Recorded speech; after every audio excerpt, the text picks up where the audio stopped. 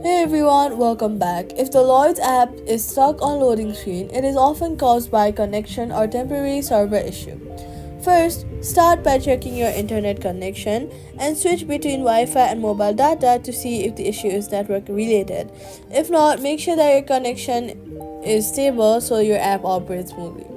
Then swipe up from the bottom of your screen, look for the Lloyds app and swipe it away completely.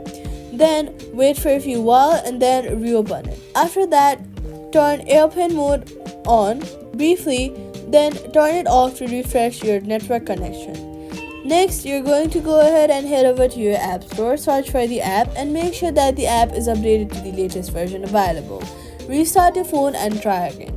If the loading screen issue proceeds, reinstall the app and log back in, and that's it. Subscribe for more quick fixes.